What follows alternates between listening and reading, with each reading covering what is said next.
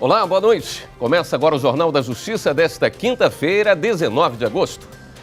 Por maioria, o plenário do Supremo Tribunal Federal mantém norma que criou a Comissão de Valores Mobiliários. A Ordem dos Advogados do Brasil questionava a constitucionalidade de uma medida provisória e de um decreto que alteraram a lei que trata do mercado de valores mobiliários. Esse é um dos destaques da edição de hoje. Você vai ver também. Presidente do Tribunal Superior Eleitoral diz que é preciso combater campanhas de ódio e desinformação. Superior Tribunal de Justiça nega recurso do prefeito do Rio de Janeiro para trancar ação sobre crimes em obras da Rio 2016. Conselho Nacional de Justiça quer saber a opinião dos usuários que consultam a jurisprudência dos tribunais brasileiros na internet.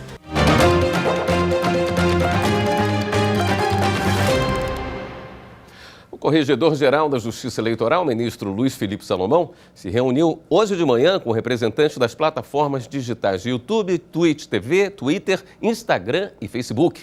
Eles discutiram formas de aplicar a determinação que suspende repasses financeiros oriundos de monetização a pessoas e páginas que disseminam desinformação. Representantes da Polícia Federal e servidores da Corte Eleitoral também participaram do encontro, que, segundo o ministro, foi para estabelecer um diálogo cooperativo e esclarecer dúvidas que ainda restam por parte das plataformas digitais.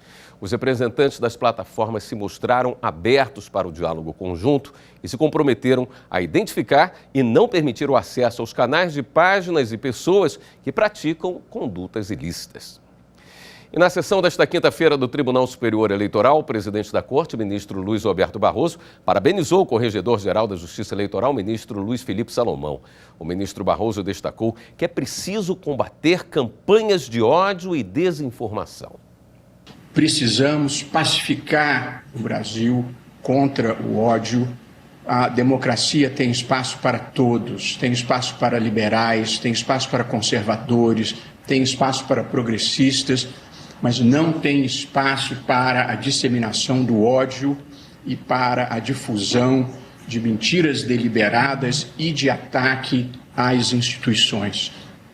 Portanto, não são escolhas ideológicas, porque há espaço para todas as tendências ideológicas, mas não se constrói um país com ódio, com mentira, com difusão de ataques orquestrados e financiados às instituições. Nós precisamos virar esse jogo e fazer com que o bem prevaleça sobre o mal. Eu repito, tem espaço para todas as visões de mundo que não sejam baseadas na violência e na intolerância. E é isso que o Tribunal Superior Eleitoral defende, e faço aqui um apelo, antes que venha a legislação, porque precisará vir às próprias plataformas tecnológicas. Dinheiro não é tudo na vida, é preciso cultivar valores que mantenham o tecido social com o mínimo de civilidade e de urbanidade. Numa democracia, a verdade não tem dono, existem muitos pontos de observação e o pluralismo é um valor constitucional muito importante. Mas a mentira deliberada, o ódio, as teorias conspiratórias e a difusão da desinformação, incentivando a agressão, incentivando posições anticientíficas que levam à morte das pessoas, isso não é neutro, isto não é protegido pela liberdade de expressão, isso é crime. E nós precisamos enfrentar. Portanto, não há dinheiro que se possa ganhar com isso que justifique uma suposta neutralidade que, na verdade, é um proveito financeiro do mal que nós precisamos enfrentar. No STF, o ministro Luiz Roberto Barroso considerou inviável a tramitação de habeas corpus preventivo coletivo em que 3 entidades da sociedade civil pretendiam garantir a todas as pessoas o direito de se manifestar politicamente nos postos de vacinação contra a Covid-19. As entidades pediam que fosse assegurado o direito de comparecimento aos locais de vacinação com roupas, cartazes ou faixas com críticas ao presidente da República ou ao governo federal, sem que isso importe em constrangimento ou restrição de acesso. As entidades sustentam que os cidadãos têm sido obrigados a renunciar ao direito de liberdade de expressão para receber o imunizante. Segundo o ministro Barroso, o habeas corpus não poderia ter sido usado para essa finalidade por se tratar de controvérsia alheia à liberdade de locomoção. Ele enfatizou que o STF tem jurisprudência sólida e inconsistente em defesa da liberdade de expressão e da manifestação do pensamento, que devem ser exercidas em harmonia com os demais direitos e valores constitucionais. Mas afirmou que, no caso concreto, não se demonstrou violência ou coação à liberdade de locomoção das pessoas por ilegalidade ou abuso de poder. Ministro do Superior Tribunal de Justiça nega provimento a recurso em habeas corpus do prefeito do Rio de Janeiro. Eduardo Paes queria trancar a ação penal sobre supostos crimes referentes a Rio 2016.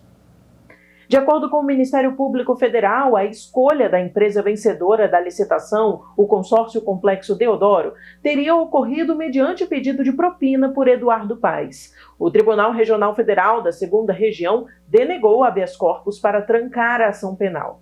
Daí a defesa do prefeito interpôs o recurso em habeas corpus ao STJ, alegando que o recebimento da denúncia se baseou exclusivamente em depoimento de colaborador premiado e que o MPF não descreveu concretamente qual teria sido a vantagem indevida solicitada por Paes.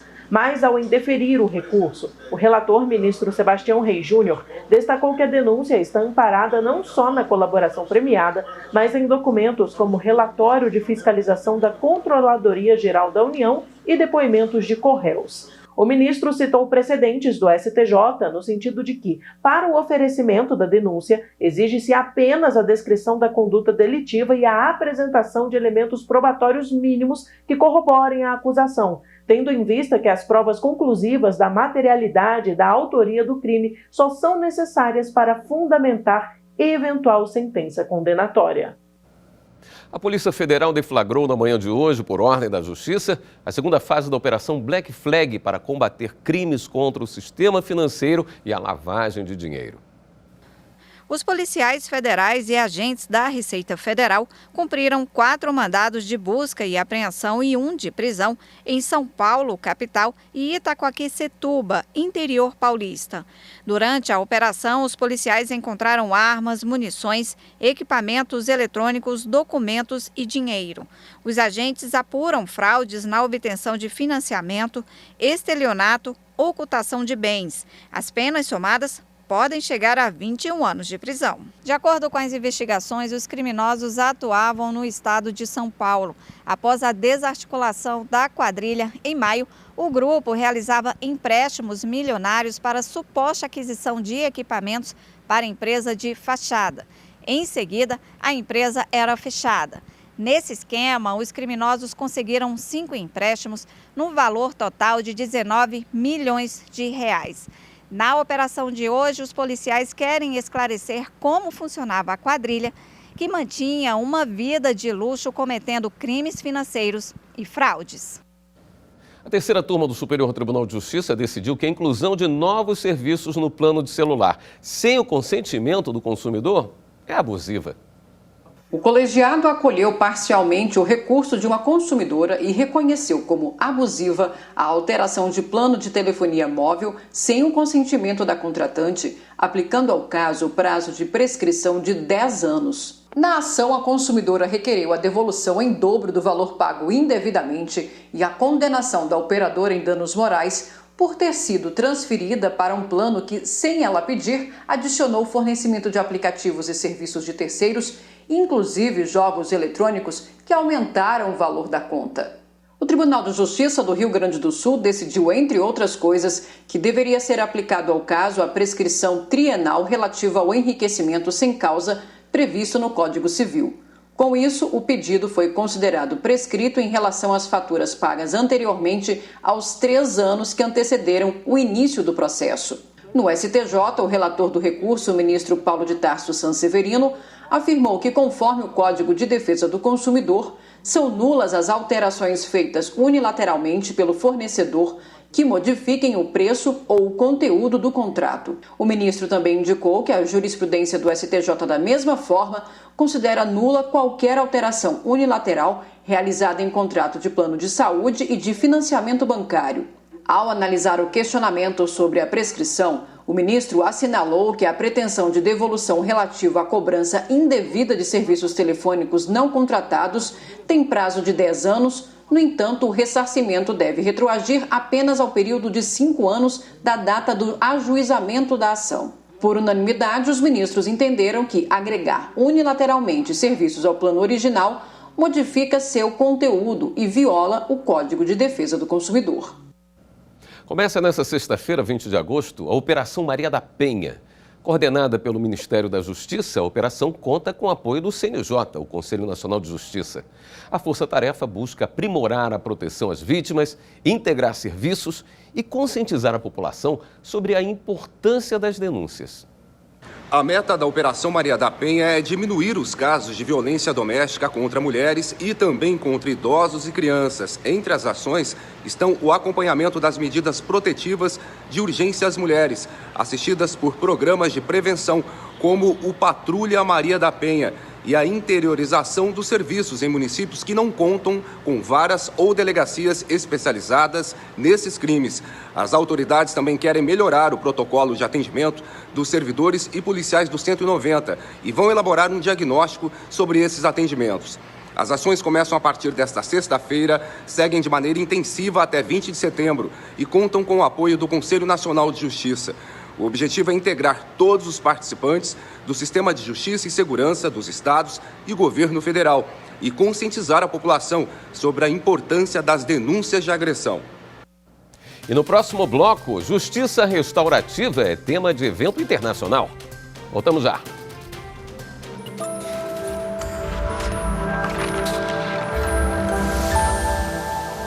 A Constituição Federal de 88, ela tem foco na democracia e nos pressupostos de liberdade e igualdade social que também fundamentam o Estado Democrático de Direito e faz parte também dos anseios do povo brasileiro.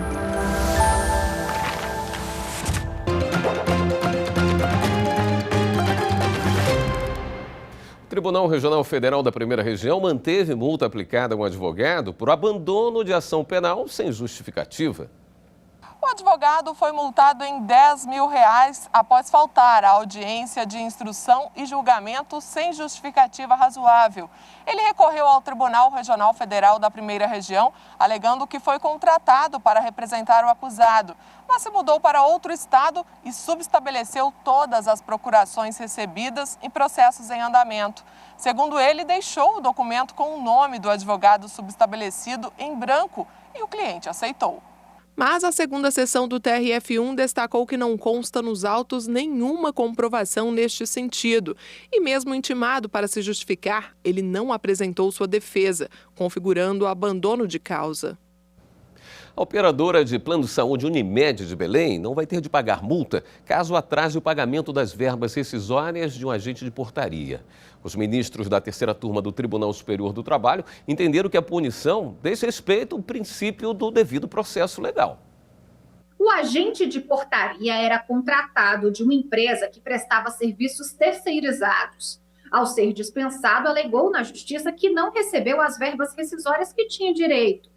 A empresa, que não compareceu às audiências de instrução de julgamento, foi condenada à revelia com prazo de 8 dias para fazer o pagamento. O juízo impôs ainda multa de 10% em caso de atraso. A sentença declarou também a responsabilidade subsidiária da operadora de plano de saúde. A Unimed de Belém recorreu da decisão no Tribunal Regional do Trabalho da 8ª Região, que manteve a sentença. O TRT determinou ainda a aplicação de multa em caso de atraso na realização do pagamento da totalidade dos direitos trabalhistas e dos recolhimentos fundiários, fiscais e previdenciários devidos. Em recurso ao Tribunal Superior do Trabalho, a Unimed alegou que não há base legal para a fixação de multa diária imposta pelo descumprimento da obrigação de pagar.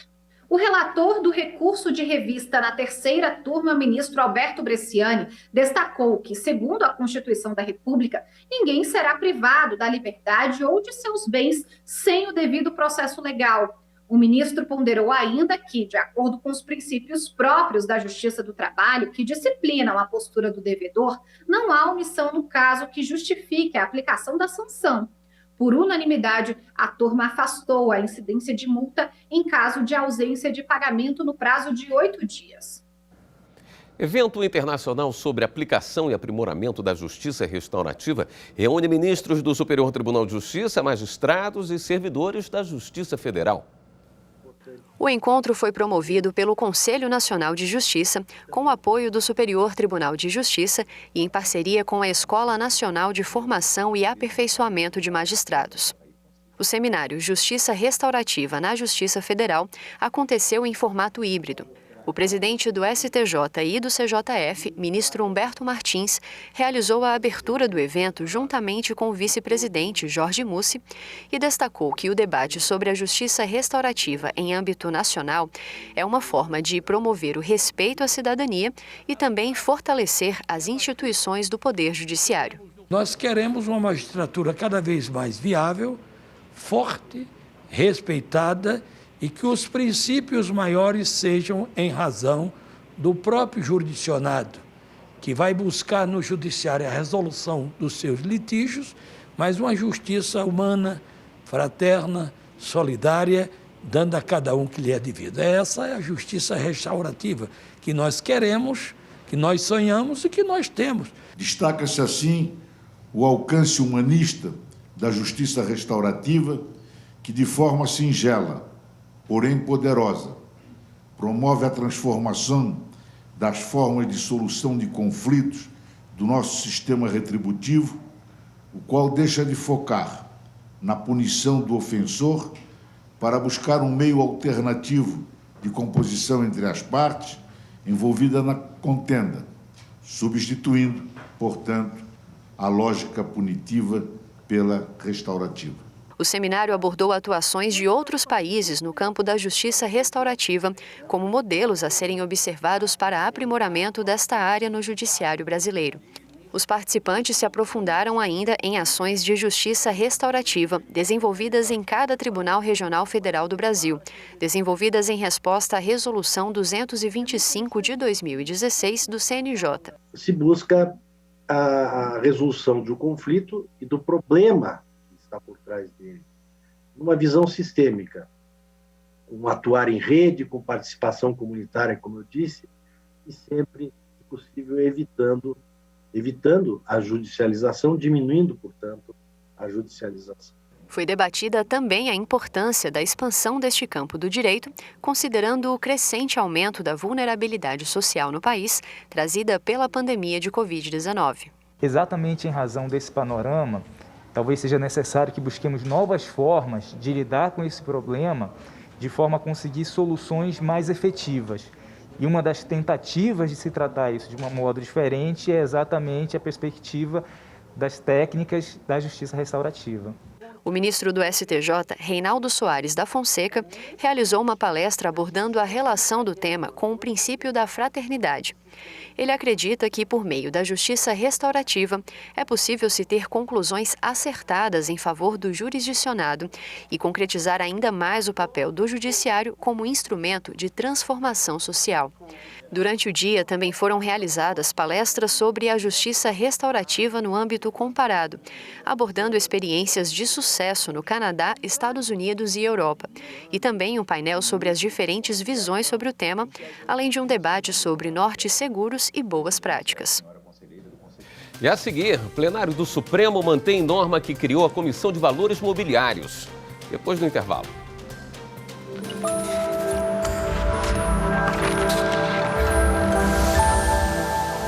A Carta de 1988, ela vem de um período tenebroso da história, no pós-ditadura civil-militar de 1964 a 1985, e quis se superar esse passado de atraso do ponto de vista do gozo dos direitos civis pelos cidadãos brasileiros Portanto, a Carta de 1988 é uma carta que não apenas solidifica a democracia, mas conclama os brasileiros à prática cotidiana da nossa democracia constitucional.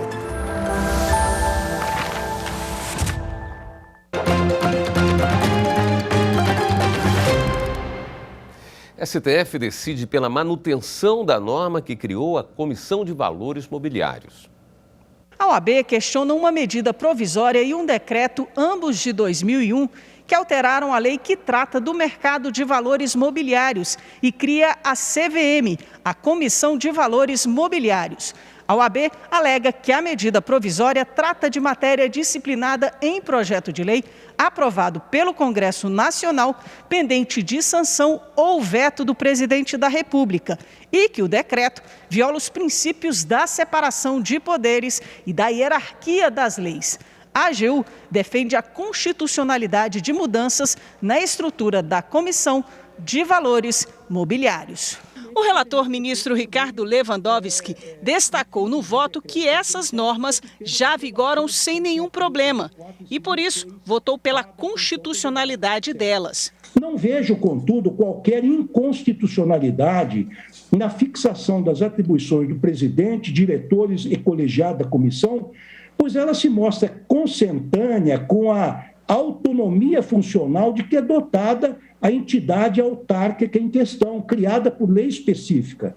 O ministro Edson Fachin abriu divergência por entender que os decretos não podem alterar o conteúdo de leis, como estabelece a Constituição sobre a separação dos poderes. Ele, então, julgou parcialmente procedente o pedido para declarar a inconstitucionalidade do decreto 3995 de 2001.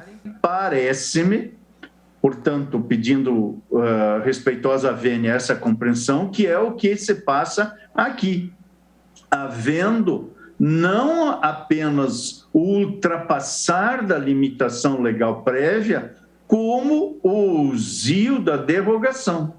O decreto pretende explicitamente alterar a lei como se lei formal fosse, ainda que materialmente se limite a tratar da organização e funcionamento da administração federal, o que dependeria, claro, da análise de cada dispositivo, o exercício dessa competência material não tem o mesmo status formal de lei em sentido estrito que se pretendia derrogar. Por maioria, o plenário seguiu o entendimento do relator para validar a medida provisória que criou a Comissão de Valores Mobiliários.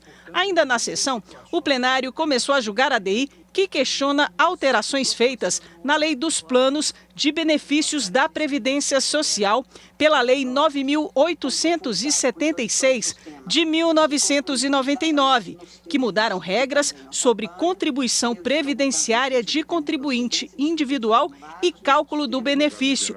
Segundo os partidos, são inconstitucionais as mudanças realizadas em questões como carência para gozo do salário maternidade, ampliação do período básico de cálculo do fator previdenciário, exigência de apresentação anual de atestado de vacinação obrigatória e comprovação de frequência escolar de filho ou equiparado para o pagamento do salário família. O relator, ministro Nunes Marques, votou pela constitucionalidade das alterações em benefícios da Previdência Social. A Constituição de 1988, a partir da Emenda Constitucional 20 de 98, silenciou sobre a forma de cálculo do salário de benefício, deixando tal matéria à discrição do legislador. Se a Lei 9.876 de 99 veio justamente para disciplinar tal tema, ela não conflita com a Constituição. Depois do voto do relator, o ministro Alexandre de Moraes pediu vista e o julgamento foi suspenso. O plenário do Supremo Tribunal Federal elegeu novos membros para o Conselho Nacional de Justiça. Foram eleitos o desembargador Mauro Martins, do Tribunal de Justiça do Rio de Janeiro, e o juiz de direito do TJ de São Paulo, Richard Paikin, que também exerce a função de juiz auxiliar da Corregedoria Geral Eleitoral no TSE. As vagas são destinadas a desembargador de Tribunal de Justiça e a juiz estadual, em decorrência da proximidade do término do mandato dos atuais ocupantes. Os magistrados vão compor o CNJ no biênio 2021-2023. O Conselho Nacional de Justiça está fazendo uma pesquisa de satisfação dos usuários que consultam a jurisprudência dos tribunais brasileiros na internet. A intenção é melhorar o serviço. Os detalhes com a repórter Viviane Novaes. A jurisprudência é o conjunto de decisões, aplicações e interpretações das leis que servem de referência, por exemplo, para novos julgamentos. O Conselho Nacional de Justiça quer saber o que o usuário acha do serviço de busca disponível nas páginas dos tribunais brasileiros na internet. A pesquisa pergunta, por exemplo, quem consulta, a frequência, o tipo de jurisprudência, sentença, acórdão, se há dificuldade de acesso e o grau de satisfação. Esta é a segunda etapa da pesquisa. Na primeira, o CNJ fez um diagnóstico com 89 tribunais do país. O formulário tem 16 perguntas e está disponível até o dia 30 de setembro no portal do Supremo, stf.jus.br. Jornal da Justiça fica por aqui. Uma boa noite para você. Até amanhã.